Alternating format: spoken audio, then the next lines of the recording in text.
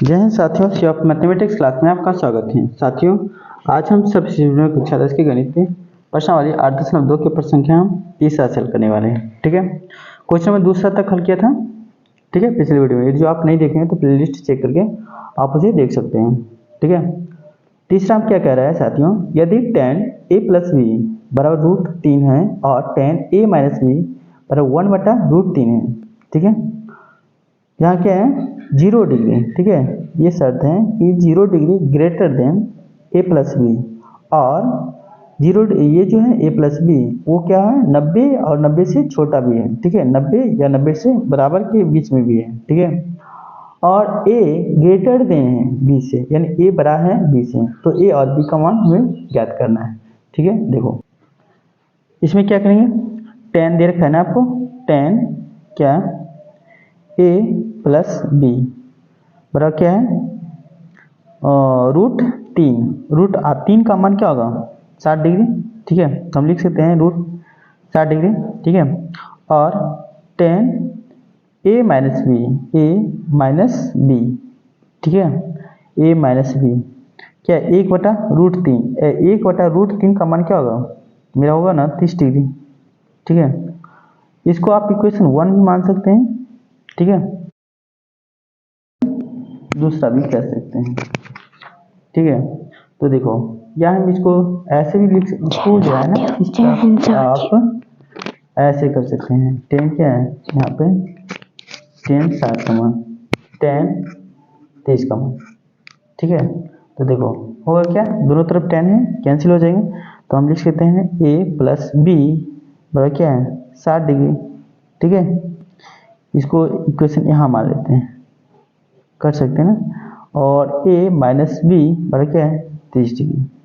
Equation क्या है second. बस आपस में कैलकुलेट कर देते हैं, बी बी कैंसिल हो जाएगा, समीकरण 1 और समीकरण 2 से लिख देंगे समीकरण 1 एवं 2 से। ठीक है, होगा क्या, और a प्लस ए क्या होगा 2a बराबर कितना है 90 डिग्री, और तो a बराबर कितना हो जाएगा 90 बटा क्या है 2, यानी कितना होगा 45 डिग्री। बस ये गुणा के रूप में था ना, ये जो क्या हुआ डिवाइड के रूप में।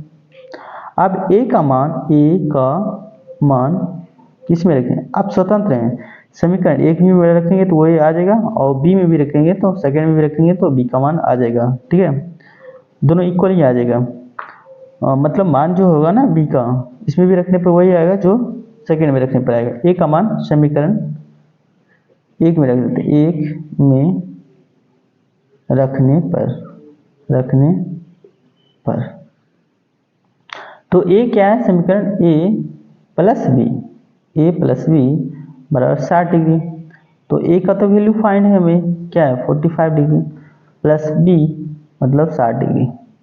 यहाँ पे क्या b बराबर क्या है 60 डिग्री, और ये पक्षांतर करेंगे तो माइनस क्या है 45 डिग्री, तो b का वैल्यू जो आ गया वो मेरा कितना 15 डिग्री, ये हाँ 15 डिग्री हो गया ना।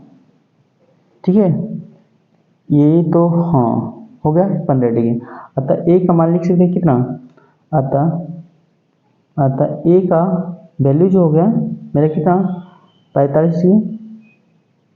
ठीक है, और b का वैल्यू क्या है 15 डिग्री, देखिए 15 डिग्री। ठीक है, यहाँ कौन लगा देते हैं। ठीक है, अब देखिए इसको भी सेटिस्फाइड कर गया है, a क्या है a ग्रेटर देन b, तो ये तो बड़ा हो गया ना, ये मेरा 45 डिग्री, बी क्या है वो 15 डिग्री। ठीक है, उसको भी सेटिस्फाइड कर दिया, तो आप क्या करते हैं क्वेश्चन नंबर 4 को हल करते हैं साथियों। देखिए इसमें कहता है बताइए कि निम्नलिखित में कौन सत्य है या असत्य है, कारण सहित अपने उत्तर की पुष्टि दीजिए।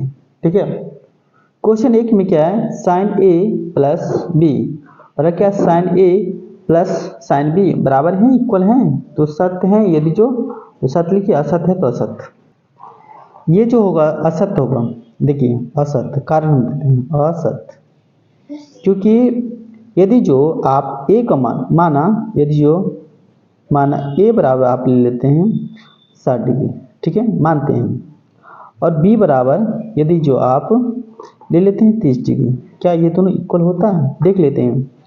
तो लिखेंगे साइन ए का मान क्या है 60 डिग्री प्लस 30 डिग्री इक्वल क्या है यहाँ पे साइन, देखिए साइन ए का वैल्यू क्या है 60, तो हम लिखेंगे साइन 60, ठीक है। और प्लस क्या है साइन बी, तो बी का मान क्या है 30, तो हम लिखेंगे साइन बी का मतलब 30 डिग्री। देखिए साइन 60 और इन दोनों को जोड़ेंगे ना तो साइन क्या हो गया 90, ठीक है। बट इसका साइन 60 का मान क्या होगा, तो साइन 60 का मान जो होगा √3/2, ठीक है, √3/2। और साइन 30 का मान क्या है 1/2, ठीक है। और साइन 90 का मान क्या होगा 1, क्या दोनों इक्वल हैं देख लेते हैं।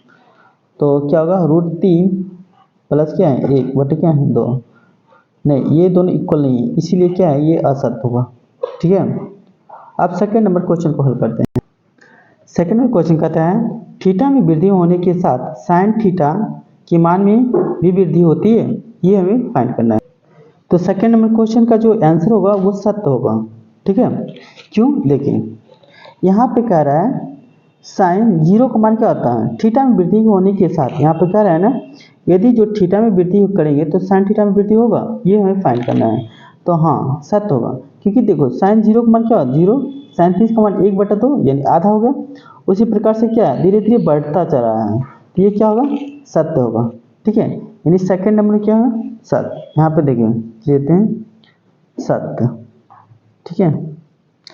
तीसरा को तीसरे नंबर क्या है कह रहा है थीटा में वृद्धि होने के साथ कॉस थीटा के मान में वृद्धि होती है, ये असत्य होगा, ठीक है। देखो कॉस थीटा में क्या होता है डिक्रीज हो जाता है, घट जाता है, ठीक है, इसलिए क्या है ये असत्य होगा और सत्य होगा, ठीक है। चौथा में क्या है 4 नंबर क्वेश्चन में थीटा के सही मानों पर साइन थीटा बराबर क्या कोस थीटा होता है, यानी सभी मान क्या होता है बराबर होता है, साइन थीटा और कोस थीटा इक्वल होता है। तो देख लेते हैं, यहाँ पे देखते हैं ये 0 डिग्री में अंतर है ना, साइन 0 का मान क्या होता है 0 और कॉस 0 का मान क्या होता है 1 होता है, तो वैल्यू तो क्या है इक्वल नहीं है, इसमें भी क्या इक्वल नहीं है, सिर्फ क्या है इसमें इक्वल है, यानी साइन 45 का मान भी जो आ रहा है वही कॉस 45 का मान आ रहा है, इसमें भी इक्वल नहीं है, इसमें भी इक्वल नहीं है। तो कह रहा है ना यहाँ पे कि थीटा के सभी मानों के लिए साइन थीटा और कॉस थीटा इक्वल होता है, नहीं ये गलत है, असत्य है, ठीक है, असत्य है, ठीक है। पांचवा में क्या है कहता है a बराबर 0 डिग्री पर कोट a परिभाषित है यहाँ पे दे रखा है ना, तो पांचवा नंबर भी क्या होगा सत्य होगी, ठीक है। तो साथियों इस तरह से क्या है क्वेश्चन नंबर 4 को भी हल किया, ठीक है। देखिए इस तरह से फर्स्ट में क्या था सत्य होता, उसका कारण ये, सेकंड में भी सत्य हुआ, और तीसरा में असत्य, चौथा में असत्य और पांचवा में भी सत्य हुआ, ठीक है।